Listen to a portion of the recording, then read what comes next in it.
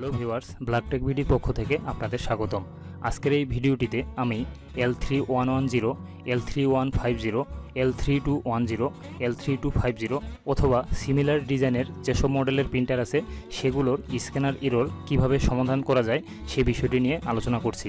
তো শুরুতেই আপনার খেয়াল রাখতে হবে, আপনার প্রিন্টারটি যদি অনেক পুরাতন হয়ে থাকে এবং এর স্ক্যানার গ্লাসের ভিতরে যদি অনেক ধুলোবালি জমে, সেক্ষেত্রে আপনার ধুলোবালি ময়লা পরিষ্কার করে দিলেই আপনার স্ক্যানার এরর সমস্যার সমাধান হবে। এছাড়াও আপনার অনেক কারণে স্ক্যানার এরর হয়ে থাকে। প্রিন্টারটি যদি নতুন অবস্থায় স্ক্যানার এরর দেয়, সেক্ষেত্রে আপনার খেয়াল রাখতে হবে যে সিআইএস ল্যাম্প যেটা আছে স্ক্যানার গ্লাসের ভিতরে, সেটির সাথে একটি মোটর থাকে। সেই মোটরটি সিআইএস ল্যাম্পকে মুভ করায় বা ডানে বামে আসা যাওয়া করায়, স্ক্যান করে। সেই মোটরটি যদি নষ্ট হয়, সে কারণেও স্ক্যানার এরর হয়। এছাড়াও আপনার যে রেলিংটির উপর দিয়ে আপনার সিআইএস ল্যাম্প আসা যাওয়া করে, সেই রেলিংয়ের মধ্যে যদি অনেক গ্রিজ জমে থাকে এবং সেটার কারণে মোটরটি সিআইএস ল্যাম্পকে মুভ করাতে পারে না, এ কারণেও আপনার স্ক্যানার এরর শো করে। এছাড়াও আরেকটি কারণ হচ্ছে, আপনার স্ক্যানার কেবল যদি ড্যামেজ হয়ে যায়, সেক্ষেত্রে স্ক্যানার এরর শো করতে পারে। দেখেন যে আপনি প্রিন্টারটি হয়তো খুলেছিলেন অন্য কোনো সার্ভিস করার জন্য, কিন্তু প্রিন্টারটির কেবল মাদারবোর্ডের সাথে সংযোগ করার সময় আপনার স্ক্যানারের কেবল নিকেল ড্যামেজ হয়ে গেছে বা উঠে গেছে, এ কারণেও আপনার স্ক্যানার লাইন পাচ্ছে না, সে কারণেও আপনার স্ক্যানার এরর শো করতে পারে।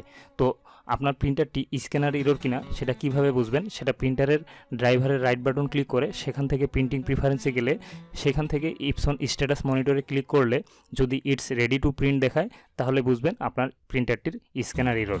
এছাড়াও আপনারা নিজে থেকে বুঝতে পারবেন যে আপনার প্রিন্টারটি প্রিন্ট হচ্ছে কিন্তু স্ক্যান হচ্ছে না, সেক্ষেত্রেও আপনি বুঝবেন যে আপনার প্রিন্টারটির স্ক্যানার এরর।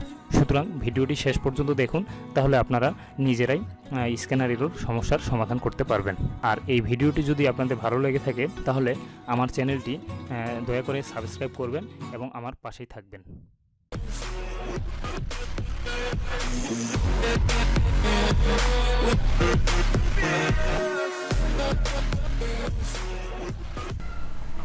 ভিউয়ার্স, এখানে দেখেন আমি প্রিন্টারটি প্রথমে পাওয়ার অন করে নিলাম।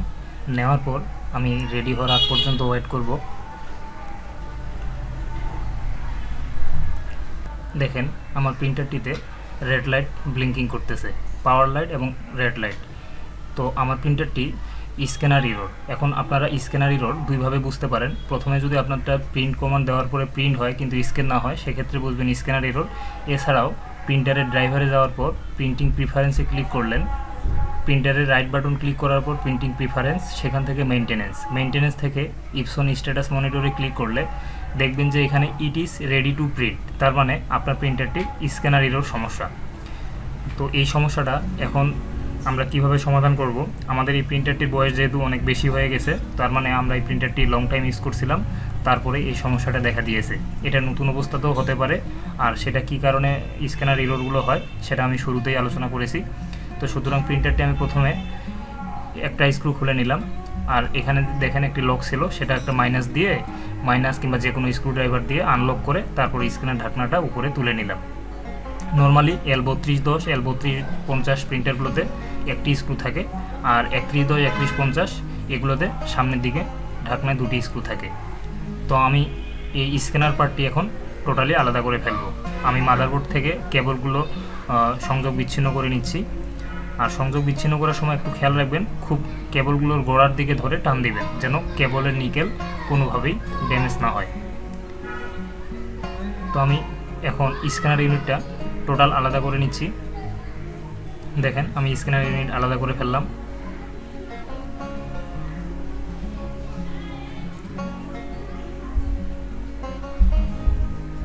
এখন আমার এই স্ক্যানার ইউনিটটি খুলতে টোটাল 5টি স্ক্রু খোলার প্রয়োজন হবে। আমি প্রথম স্ক্রুটি খুলতেছি, এরপরে দ্বিতীয়, তৃতীয়, চতুর্থ এবং বাকি পঞ্চম। তো এই 5টি স্ক্রু খুলে তারপরে স্ক্যানারের যে লকগুলো আছে সেগুলো আঙ্গুলের নখ কিংবা মাইনাস ড্রাইভার দিয়ে একটু করে আলতো করে চাড়া দিলেই এটা সেগুলো খুলে যাবে। দেখেন আমি এখন মাইনাস দিয়ে একটু করে লকগুলো আনলক করে নিচ্ছি।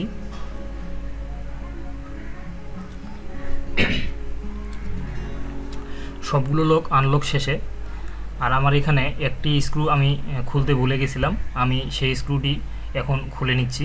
টোটাল স্ক্যানারের যে 5টি স্ক্রু তার মধ্যে একটি স্ক্রু আমি খুলি নাই, সেজন্য আমার প্রিন্টারটি আনলক হচ্ছে না।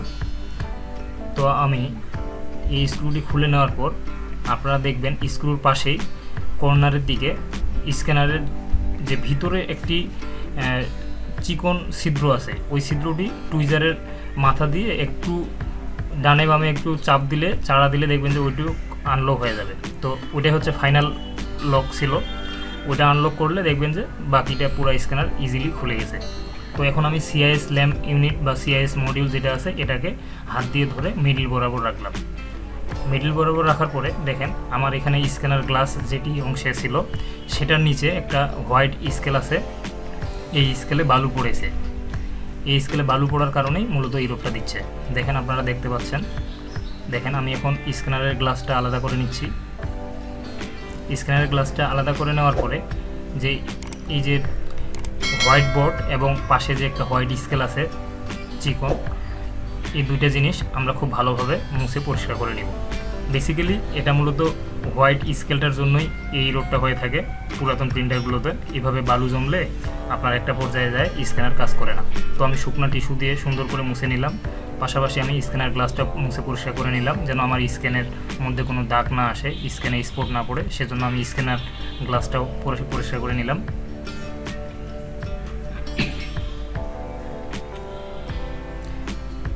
নেওয়ার পরে আমি যেভাবে খুলছিলাম ঠিক সেভাবেই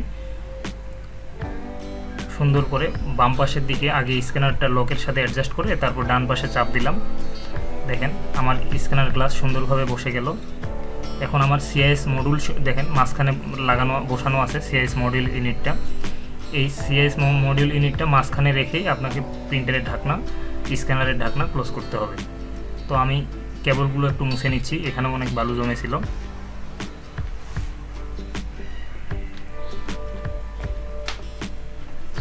দেখেন এই রেলিংটার উপর দিয়ে আসা যাওয়া করে মুভ করে স্ক্যানার ইউনিট কাজ করে, সিআইএস ল্যাম্প কাজ করে। তো আমি মিডিল বরাবর রেখে, অবশ্যই স্ক্যানার লাগানোর সময় এটা মাথায় রাখতে হবে, ওটা মিডিল বরাবর রেখে হাতের ডান পাশ থেকে কেবলটি আলাদা করে উপরের ঢাকনাটা ক্লোজ করে দিলাম। দেখেন আপনারা ঠিক আমি যেভাবে করতেছি প্রয়োজনে ভিডিওটা 2-3 বার দেখে ওইভাবেই লাগানোর চেষ্টা করবেন, কারণ স্ক্যানার ইউনিটটা খোলাটা দেখে যতটা ইজি মনে হচ্ছে একটু সেন্সিটিভ। আপনারা যখন অভ্যস্ত হয়ে যাবেন এটা খুলতে তখন আপনাদের সময় লাগবে না, কিন্তু প্রথমবার আপনার এটা বিশেষ করে ক্লোজ করার সময় অনেক কঠিন মনে হবে। সুতরাং আমার হাতের টেকনিকটি আপনারা অবলম্বন করবেন, আমি যেভাবে দেখালাম ঠিক সেভাবেই করার চেষ্টা করবেন। তো আমার স্ক্যানার ইউনিটের কাজ শেষ। আমি এখন প্রিন্টারের এই পাশে একটি স্ক্রু দেওয়া আছে, এই 3210, 3250 মডেলগুলোতে এই পাশে নতুন করে একটা স্ক্রু দেওয়া থাকে, তারপর এই ঢাকনাটি আলাদা করে নিচ্ছি। বাম সাইডের এই ঢাকনাটি টোটাল আলাদা করে নেওয়ার পরে আমি এখানে একটু ময়লা ছিল পাওয়ার সাপ্লাইয়ের সাথে, তারপর প্রিন্টারের বডির সাথে, তো সেগুলো আমি একটু পরিষ্কার করে দিচ্ছি যেহেতু প্রিন্টারটি আমি খুলেছি। এখন আমার স্ক্যানারটি ঠিক একইভাবে দুই পাশে দুইটা ছিদ্র ওই প্রিন্টারের বডির যে দুটি লক আছে সেটার সাথে অ্যাটাচ করে দিয়ে স্ক্যানারটি লাগালাম। তারপরে মাদারবোর্ডের সাথে কেবলগুলো খুব সাবধানতার সহিত সংযোগ করব যেন কোনো নিকেল না উঠে যায়। আমি যেভাবে খুলেছিলাম ঠিক সেভাবেই কেবলগুলো লাগালাম। কেবল লাগানোর পরে আমার প্রিন্টারটি আমি এখন পাওয়ার দিব। তো পাওয়ার দিয়ে দেখব যে আমার প্রিন্টারটি রেডি হয় কিনা। তো আপনারা একটু খেয়াল করুন, আমি প্রিন্টারে পাওয়ার দিলাম।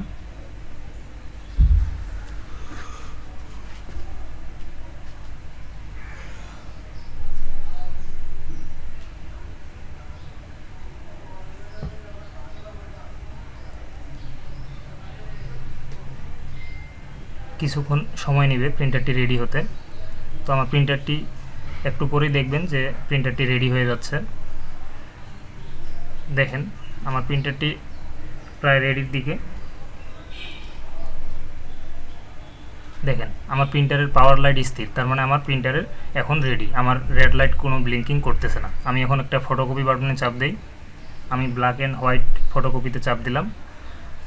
আর আরেকটি কথা বলে রাখি, সেটা হচ্ছে আপনার স্ক্যানার এরর সলভ করার পরে যদি প্রিন্টারের প্রিন্ট কোয়ালিটিতে একটু খারাপ আসে তাহলে প্রিন্টার ড্রাইভার থেকে হেড ক্লিন দিয়ে নোজেলগুলো ক্লিয়ার করে নেবেন, যেহেতু প্রিন্টারটি খোলা হয়েছিল।